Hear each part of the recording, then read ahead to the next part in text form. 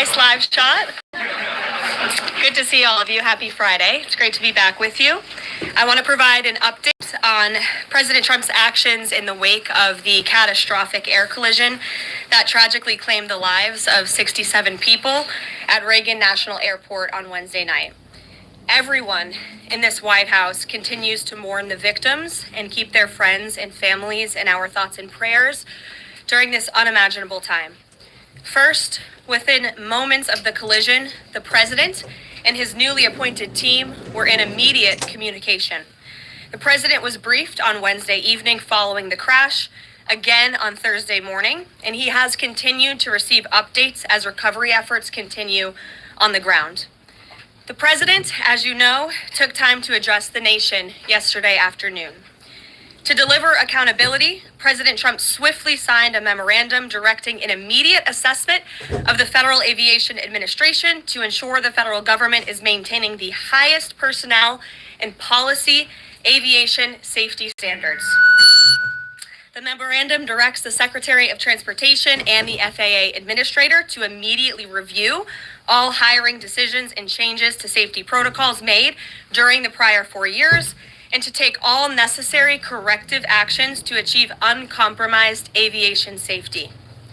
The review will include a comprehensive assessment and reversal of any deterioration in hiring standards and aviation safety standards and protocols during the previous administration. Aviation safety was addressed by President Trump before this tragic collision even took place.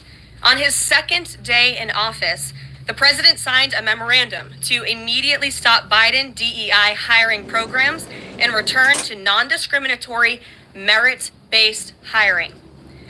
And in 2018, during President Trump's first term, the Department of Transportation announced it would put an end, at that time, to use the biological questionnaire that was introduced by the Obama administration, which punished skilled applicants. President Trump has long led on the issue of aviation safety, and he will continue to do so. He will continue to deliver on the promises he made to the American people at record speed. The Senate has already confirmed 8 of President Trump's exceptional cabinet nominees, including most recently Transportation Secretary Sean Duffy, as you of course know, EPA Secretary Lee Zeldin, and Interior Secretary Doug Burgum, who is scheduled to be sworn in later today. We expect the Senate to continue quickly confirming the remainder of President Trump's well-qualified nominees in the days ahead. Earlier this week in the East Room, the president proudly signed the Laken-Riley Act into law, surrounded by Laken's loving parents and sister. This common-sense bipartisan law mandates the federal detention of illegal aliens who are accused of theft, burglary, assaulting a law enforcement officer, and any crime that causes death or serious bodily injury, like the animal who murdered Laken Riley in cold blood. This was the first piece of legislation President Trump proudly signed as the 47th President of the United States, and it will guarantee that Laken did not die in vain. As Laken's mother, Allison, tearfully said during the signing event, President Trump said he would secure our borders and that he would never forget about Laken, and he hasn't. He's a man of his word, and we trust that he will fight for the American people. Those are the words of Laken's mother, and we will never forget them. So to help lock up even more criminal illegal aliens, President Trump signed a memorandum this week to detain them at Guantanamo Bay. This action will expand the Migrant Operations Center at Naval Station Guantanamo Bay to full capacity to provide critical extra detention space for high-priority criminal illegals. Our brave ICE agents continue to arrest more and more of these types of individuals every day in communities across our country. And I have more updates for you. On January 27th, 2025, ICE Chicago arrested a citizen of Guatemala who has been convicted of solicitation to meet a child, disturbing, and sentenced to 24 months probation. On January 28th, 2025, ICE Atlanta arrested a citizen of South Korea who has been convicted of 9 counts of possession or control of material depicting minors in sexually explicit conduct. On January 28th, ICE New York arrested a Mexican national previously charged by the state of New York for attempted murder and possession of a weapon and assault. And on January 28th, ICE Philly arrested a citizen of Mexico who has been convicted of possession of child pornography. Our message is simple. If you are a criminal, illegal alien, you will be arrested and deported. On another important matter, the nation's report card was released this week, and the news is not good. It showed that U.S. students had record low reading comprehension scores last year. It's National School Choice Week, and in part of the president's commitment to education, he just left a roundtable in the Roosevelt Room focused on this issue with leaders from across the country. The national report card showed that 70% of 8th graders were below proficient in reading, and 40% of 4th graders did not even meet the basic reading levels. This is completely unacceptable to the president, and he continues to take aggressive actions to address this education problem in our country. He signed an executive order this week prohibiting federal funding of the indoctrination of our children, including radical gender ideology and critical race theory in the classroom. The president believes American education should focus on cultivating patriotic citizens who are ready for the workforce. And this action will help get schools back on track and defend fundamental parental rights in education. The president also signed a school choice executive order expanding educational freedom and opportunity for families. And in lighter news, but in exciting news, after announcing our briefing room changes on Wednesday, this White House has received more than 10,000 submissions from individuals across the country who are eager to join all of you. We might have to make this room a little bit bigger to do that, who want to participate in our new media seat at a future briefing. So in this seat today, we have the Ruthless podcast. They humbly started by entertaining small audiences on Capitol Hill, but after 4 years, this program has become one of the most influential podcasts in America. They previously reached #1 on the charts and earned over 25 million downloads as they deliver political news with a humorous touch. The hosts are Josh Holmes, Michael Duncan, Comfortably Smug, and the man joining us today, John Ashbrook. So with that, I will take your questions. John, please kick us off. Thank you very much. Caroline, in your first briefing, the media went after this administration for deporting illegal immigrants they claimed were not criminals. That's The right. question is, do you think they're out of touch with Americans demanding action on our border crisis? The media out of touch? I think the media certainly is out of touch, and I think that's proven by a number of things, John. Number one, there was a New York Times poll that was released prior to President Trump's inauguration by the New York Times, which of course is a legacy media outlet, that showed that 83% of Americans support deporting the individuals that you mentioned, illegal immigrant criminals, especially those who have committed heinous crimes in the interior of our country. And I received a very actually interesting statistic on this front from ICE this week. 97% of the deportations that this administration has made thus far are of individuals who had a removal order from the previous administration, but were never removed from the interior of our country. So this shows that the previous administration was actually defying our laws, and all this administration is doing is simply following the laws, the immigration laws of this great country. Thanks for the question, John. Anything else? No, that's it. Okay, great. Peter. Thanks, Caroline. President Trump is telling us that air traffic control towers are staffed with unqualified controllers, these DEI hires who never should have been brought on. Then it's not safe to fly commercially, is it? The president was asked and answered this yesterday, and he believes that it is still indeed safe, and Americans should feel safe traveling our skies. With that said, two things can be true at the same time, and we certainly have seen the deterioration of federal hiring standards at the Federal Aviation Administration, and the president wants to increase those standards. He wants pilots in this country who have the great responsibility of flying American citizens by the tens of millions every single day to be chosen for that position based on their merit and their skills. And so the administration will continue to prioritize this. Was the air traffic controller in the DCA tower on Wednesday night hired or not fired at some point because of his or her race? That investigation is ongoing.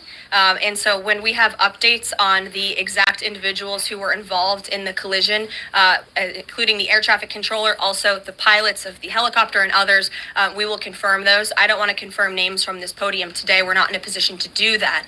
But I will say the president has still rightfully pointed out that there has been problems with the aviation industry over the past several years. And this started under Barack Obama in 2014. And when the president says on Truth Social, the Black Hawk helicopter was flying too high by a lot, it was far above the 200-foot limit, that's not really too complicated to understand, is it? Is he suggesting a helicopter malfunction or a crew error or a crew doing this intentionally? No, the president is simply stating what he said in that True Social post, which is that the helicopter was flying higher than it should have been, which is one of the reasons that led to this collision. And the other reasons for that are still being investigated, and I will let that investigation play out. Kelly. Some of our colleagues have obtained a memo from the Defense Intelligence Agency that talks about not holding any activities or programming related to Black History Month to be in line with the president's views on diversity, equity, and inclusion. Does the president plan to have a proclamation about Black History Month? In his first term, each of the 4 years of his term, he did so and called on those in government to have programming activities and celebrations. Is he going to do that this year? Yeah, the president looks forward to signing a proclamation celebrating Black History Month. I actually spoke with our great staff secretary. It's in the works of being approved, and it's going to be ready for the president's signature to signify the beginning of that tomorrow. If an agency is calling off those kinds of activities in an attempt to be in alignment with the president's views on DEI and other things, should they adjust that now and have those programs and make those celebrations however they see fit in the office? The president is leading here at the White House, and I'll leave it to the proclamation that he will sign very soon. Mary, great to see you. Thanks for having us. So I wanted to follow up on the gender executive orders that you mentioned. First of all, we know that President Trump has taken a bunch of steps to protect children from irreversible transgender procedures. Is he interested in backing congressional legislation on this point? And does the Trump administration have interest in investigating doctors who perform these irreversible procedures on kids, such as a double mastectomy on a minor girl? Well, the president has already taken a very strong stance on this issue this week with the signing of his executive order, a few executive orders in this space. First, he made it the official policy of the federal government that there are only two sexes, male and female, and we have directed all federal agencies to comply with that policy. As for congressional legislation to support the president's agenda in this space, and certainly ending the mutilation of young children, the chemical castration of young children, which is a barbaric practice that the vast majority of Americans do not support for young minor children. Certainly the president would support Congress's efforts, as he has already made that very clear this week. Jennifer. On Rick Grinnell's trip to Venezuela to meet with Nicolas Maduro, is there anything you can share on timing on that, what his agenda is, what the mission of that trip is? Yes, so I can confirm that Rick Grinnell is in Venezuela today. I can confirm that Rick Grinnell is going to Venezuela, or is in Venezuela, with two immediate directives from the President of the United States. Number one, Rick Grinnell has been instructed to identify a place and ensure that repatriation flights of Tren de Aragua members, of Venezuelan nationals who have broken our nation's laws, will land in Venezuela. As I said at this podium a few days ago, we expect every nation on this planet to cooperate with the repatriation of our citizens, and so Rick Grinnell is in Venezuela to ensure that can continue. And number two, Rick Grinnell is in Venezuela to ensure that all U.S. detainees in Venezuela are returned home. That's his mission, and I will provide a readout after this trip. On Bob Menendez, can you tell us if anyone has approached the White House or the president about a pardon or a commutation? I have not been part of those discussions. If they have, I am not sure if they have, but I won't speculate on potential pardons that may or may not happen. To my awareness, the answer is no. Justin. Hey, friends at Reuters are reporting that the president has made a decision on the Canada and Mexico tariffs, but that they won't actually be implemented until March 1st. I was wondering if you could confirm that and talk through some of the president's thinking. I saw that report, and it is false. I was just with the president in the Oval Office, and I can confirm that tomorrow, the February 1st deadline that President Trump put into place at a statement several weeks ago, continues. The president will be implementing tomorrow a 25% tariffs on Mexico, 25% tariffs on Canada, and a 10% tariff on China for the illegal fentanyl that they have sourced forced and allowed to distribute into our country, which has killed tens of millions of Americans. These are promises made and promises kept by the president. The president yesterday said that last night he was planning to discuss whether an exemption would be made on oil imports. Do you have any information on what decision he made there, or will there be exemptions at all offered under this? I don't have an update or readout for you on the exemptions, but those tariffs will be for public consumption in about 24 hours tomorrow, so you can read them then. Stephen Nelson. Thank you very much, Caroline. I have 3 questions, if that's all right. I'd like to ask you about press freedom and then about 2 economic matters. Sure. On press freedom, on Tuesday, you announced plans to roll back the more restrictive press badge policy of the Biden White House. But there's a different anti-press freedom policy I wanted to ask about. The Biden White House adopted a mysterious pre-screening process for journalists allowed into large event spaces that in the pre-pandemic days of the first Trump term were open to all journalists on campus. This effectively limited the diversity of reporters present and blocked the asking questions that large segments of the American public wanted answered. As press secretary, can you commit to abolishing this mysterious pre-screening process? There were a lot of mysterious processes that my team and I have had to unravel over the past 2 weeks that were implemented by the previous White House and in particular the previous press shop here. And so I can commit to a greater access and transparency, which I believe we already have by ensuring that the 440 journalists whose credentials were revoked will be reinstalled. They will get their credentials if they wish to. We've also, of course, opened up a new seat to new media. And as far as open press events here at the White House, if we tell you it's open press, it's open press. So just to confirm, this pre-screening thing is something you're aware of and you'll work to undo to the maximum extent possible. When we say something is open press, it will mean it's open press. Economic matters, and I can just ask them both at once for you. In New York City, Governor Hochul's congestion pricing went into effect this month. Vehicles that drive through parts of Manhattan have to pay a $9 toll. President Trump has made clear his opposition. He said that it's, quote, the most progressive tax known to womankind. Will the administration be trying to block this? And the second question is, millions and maybe tens of millions of Americans who voted for President Trump were excited about his plans to do away with taxes on tips, overtime, Social Security benefits. But there's uncertainty about the timing of this. So can you clarify for them when this is going to happen? And does President Trump want this to be in the first, all 3 of those in the first batch of legislation early this year? Well, to answer your question in one swoop, I will say that President Trump is committed to lowering taxes for Americans, cutting taxes for Americans. As for congestion pricing in New York, I do know that the president spoke with Governor Hochul about that. I don't have any, actions, so to speak, to read out for you on that issue today. Number 2, when it comes to no taxes on tips and Social Security, the president has made it very clear to our allies on Capitol Hill that is a critical piece of this reconciliation package, and he expects that his tax cuts from 2017, which put a lot more money back into the American people's pockets, those must be implemented, and no tax on tips. The president is intent on delivering on that promise, and he will get it done. Overtime also as part of reconciliation? Yes.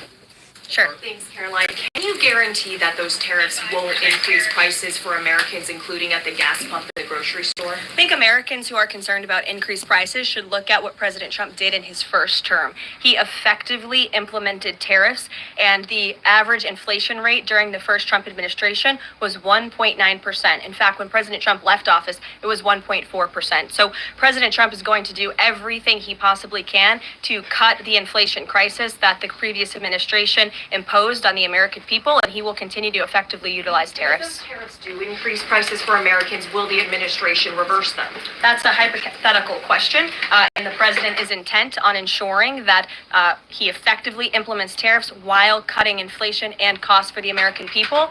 And, the media has this way of just looking at everything in a microscope rather than looking at the whole of government economic approach that this president is taking.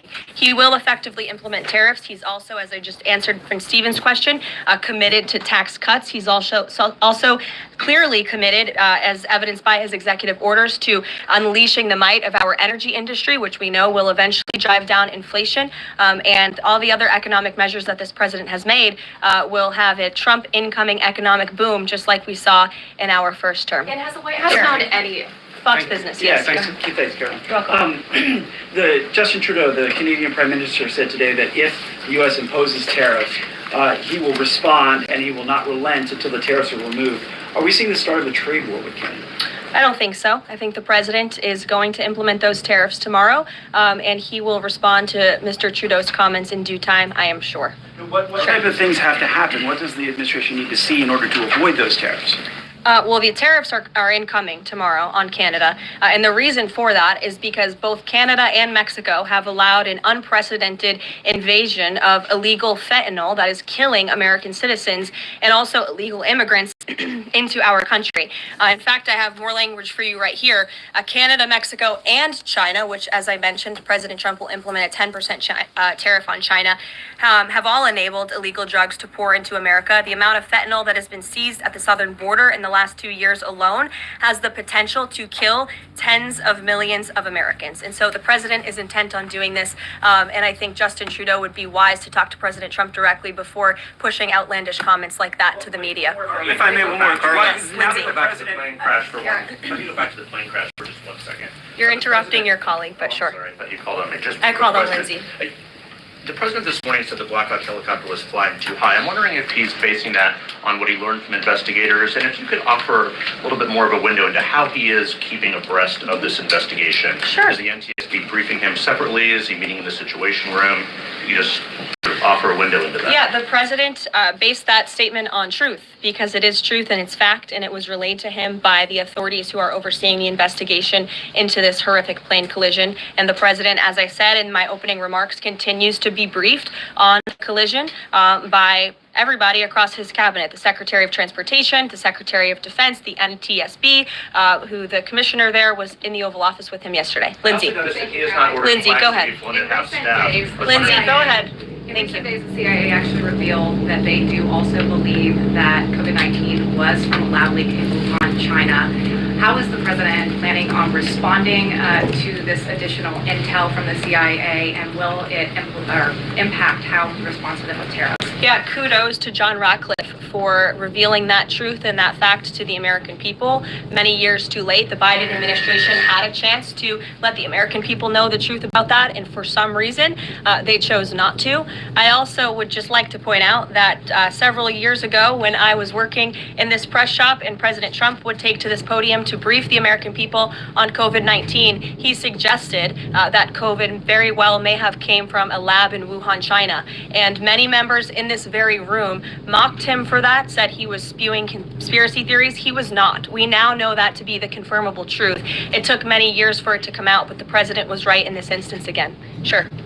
Caroline, thank you. I wanted to ask about Secretary Rubio's trip to Panama first. Sure. What did the conversations look like with President Trump on that? The president of Panama says it is, quote, impossible to negotiate over the canal. So what are you expecting from this visit? So I have not been present for Secretary Rubio's conversations with President Trump about the Panama Canal. I have been present for President Trump's own thoughts on the Panama Canal, and you've all seen them as well in his public statements that he has shown. He believes it's unacceptable that the canal is essentially run by the Chinese Communist Party. If you look at both ends of the canal,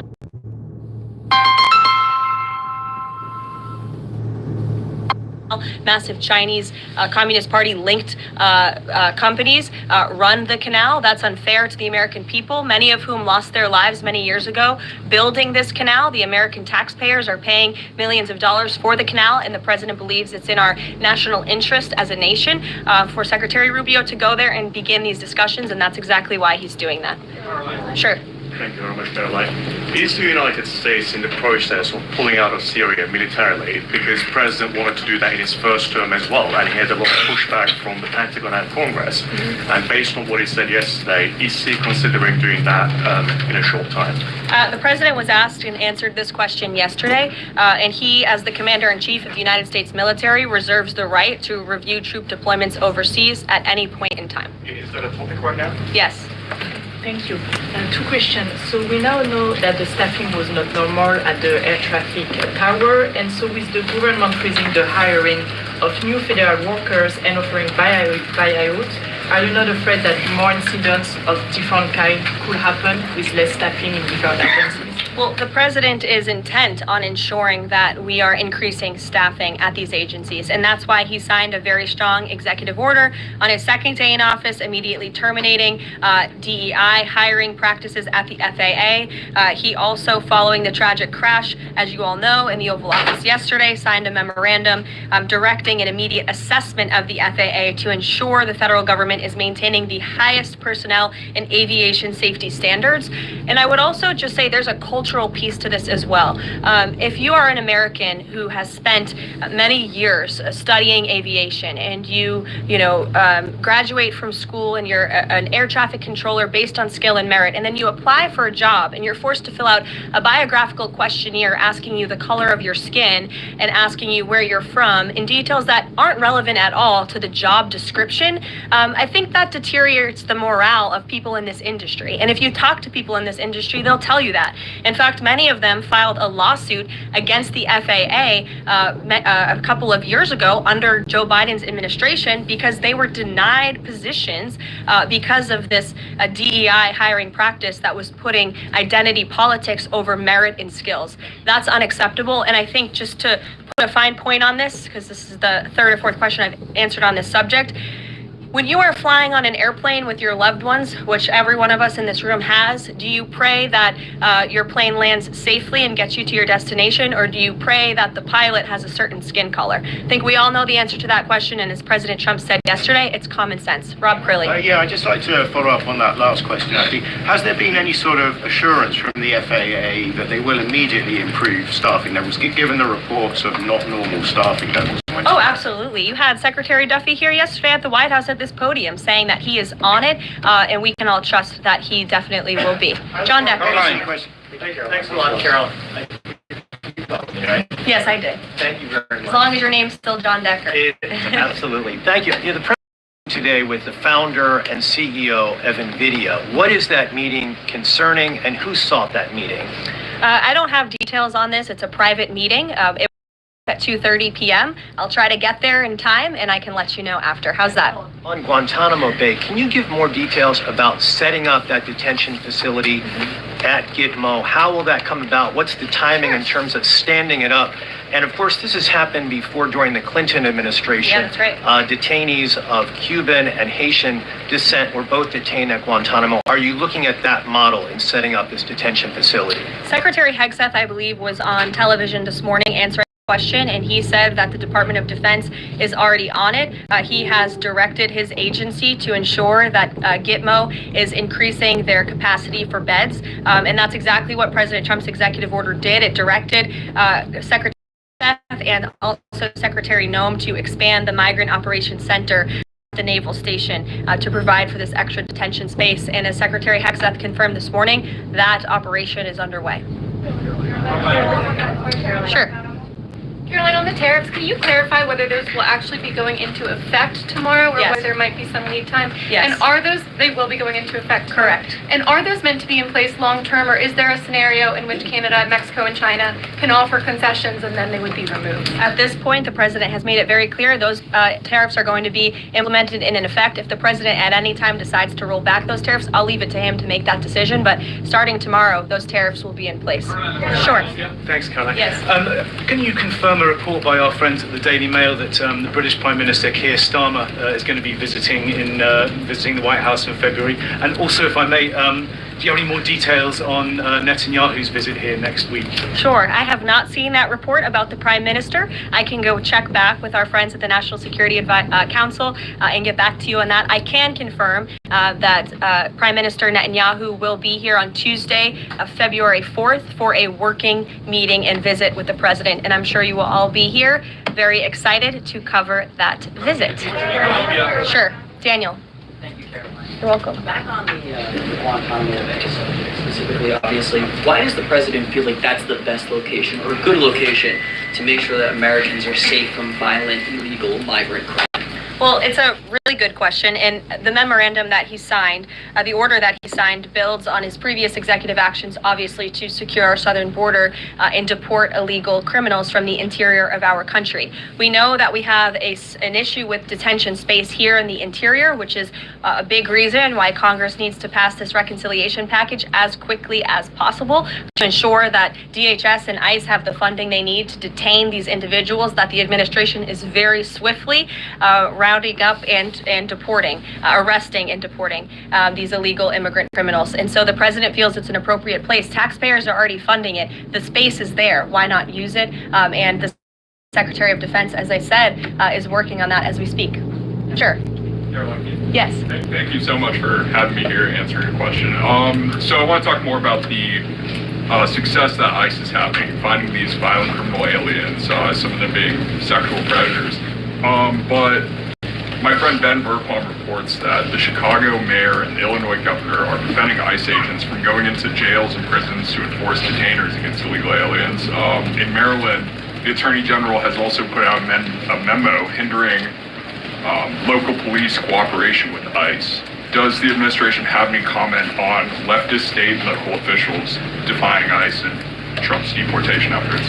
Yeah, I think it's very interesting that Democrat officials in these cities who have been completely overrun and overwhelmed by illegal immigrant criminals would refuse support and help to cure this problem that has especially taken over their cities. I guess they don't want to admit they've been wrong with their sanctuary city policies. I'm not sure. You'll have to ask them about their intentions, but they would be very wise to comply with this administration because this administration is hell-bent on enforcing our nation's immigration laws, and this administration will continue to arrest and detain and deport illegal migrant criminals. And what we won't do is defy our nation's immigration laws like the previous administration, who had these orders of removal on illegal immigrants across the country and were refusing to execute on them. We will continue to remove illegal criminals from our nation's interior. Are these sanctuary city leaders, are they violating law? I would certainly think so. I'd have to check back on which specific law they're violating, but certainly if they're not enforcing our nation's immigration law, sounds like they are breaking the law. And I would also add that their constituents don't approve of that. You've seen residents in Chicago show up at their city council meetings infuriated with their leadership in that city because they are working very hard to provide for their families. They want public safety and law and order, and their officials have abandoned those very basic American principles in these cities. And the American people want law and order. It's, again, an overwhelmingly popular policy to deport illegal criminals from our nation's interior, and this administration will continue to affect that goal. Sure. A question on Colombia. We just interviewed Colombian President Gustavo Petro, and he insisted that he's not going to take any Colombian deportee from the U.S. if they arrive in South America handcuffed. How this administration responds to that? When did the Colombian president make those remarks? During an interview with us at Univision. Well, I will share those with the President of the United States, and I will get back to you on his response. What happens if Nicolas Maduro? Caroline, there are more than 150,000 disabled Americans who are working today. The president talked a lot yesterday about hiring the best and the brightest to work in the federal government. Safety aside, does he believe that disabled people do have a place to work in the federal government? And does he also support the current protections for disabled people working in the private sector as well? The president has made it very clear that this is a common sense solution to solving some of the problems that we have seen at the Federal Aviation Administration and also when it comes to many of the federal agencies across our government. People should not be hired based on their disabilities, based on their skin color, their gender, their race. None of that matters. What matters to this president and this administration is how well you can do your job, and the American people agree with that sentiment. So it's about competence, skill, and merit. And so the president is focused on ensuring that the most competent individuals, the best and the brightest in this country, are in positions in this federal government, especially when it comes to public safety. Can't overemphasize the importance of those jobs. Sure. So just follow up on her question before, President Trump is holding China accountable on fentanyl by ramping up tariffs. So how is President Trump planning to hold China accountable on COVID origins? I haven't spoken to the president about the COVID origins specifically in regards to any actions he may or may not take when it comes to China. But as I have previewed quite a few times today, he will be implementing a 10% tariff on China tomorrow. Sure. Hi. Has the president made up his mind about a timeline for tariffs on the EU? No, he has not. And will it be a one size fit all, or will it be differentiated among the governments? I won't get ahead of the president on tariffs when it comes to the European Union. What I can tell you again is that the president will be implementing 25% on Canada, 25% on Mexico, 10% on China tomorrow for the reasons that I have repeatedly laid out in this briefing. Newsmax, go ahead. Yes. Thank you so much. No, the gentleman behind you. James Rose. Yes, James. Thank you. Thank you, Caroline. Two quick questions on foreign policy, and then one very long and tedious and ponderous Rosen question thereafter. First, on Iran, we've heard very little about the president's forthcoming Iran policy besides his determination to prevent that nation from achieving a nuclear weapons capability. Is it the president's objective, short of the use of U.S. military force, to use the broad array of his powers to try to hasten the end of the Iranian regime? I think the president has actually made his position on Iran very clear, and he made that clear when there were the negotiations about the ceasefire, which we know obviously is now in place, and the deadline on that ceasefire has continued. He said that Hamas and Iranian-backed terrorists would have hell to pay if that ceasefire didn't move forward, and then quickly thereafter it did. I also do have news on the hostage front, which I'm very surprised nobody asked about this because it is big news story, and the White House applauds the release of 8 additional hostages from Hamas captivity, thanks to the ceasefire deal secured by President Trump. 3 Israeli and 5 Thai nationals are being reunited with their families and their loved ones after being held in unspeakable conditions for over 15 months. And the president remains committed to the release of all remaining hostages, and they should have never been taken by the brutal terrorist group Hamas in the first place. And I think President Trump's working meeting with the Israeli Prime Minister next week emphasizes his continued support for Israel and ensuring that brutal terrorists in that region have hell to pay. Sure. Can I just finish the other 2 questions? Sure. I know you want the long, ponderous Rosen one. But first, on the Grinnell trip, as you know, under the previous administration, the U.S. recognized the opposition candidate in last year's elections, Edmundo Gonzalez, now exiled, as the legitimate president of Venezuela. Does the president's dispatching of Ambassador Grinnell to negotiate directly with President Maduro today mean that the U.S. now officially recognizes President Maduro as the legitimate president of Venezuela? Absolutely not. As I made it very clear, former ambassador and now special envoy Rick Grinnell is going to Venezuela with 2 very clear directives. Make sure that Tren de Aragua members, of which there are 400 currently in custody, are repatriated back to Venezuela, and that all United States detainees return home. Thank you very much, guys. Just on the president's use of language in this room yesterday, Sure. and without seeking to cast myself as some kind of moral exemplar because it's rather late in the day to try. Nonetheless, this was an event yesterday that began with a moment of silence for the victims of the air crash and the president's own invocation of, quote, a loving God. And then he uncorked that expletive to insult a former cabinet officer. It was the same expletive that I saw him use in the East Room in 2020 when he famously held up the Trump acquitted headline. My question is, if you could shed any light for us on how the president perceives his use of public profanity, which is a practice that certainly sets him apart from all of his predecessors.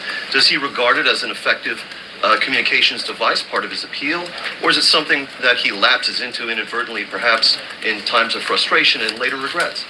I think one of the things that the American people love most about this president is that he often says what they are thinking, but sometimes lack the courage to say themselves. And I think yesterday at this podium, you heard President Trump express great frustration, perhaps even anger, with the previous administration's policies, many of which have led to the crises that our country is currently facing and that this president is focused on fixing. Thank you guys very much. Have a great weekend. We'll see you next week.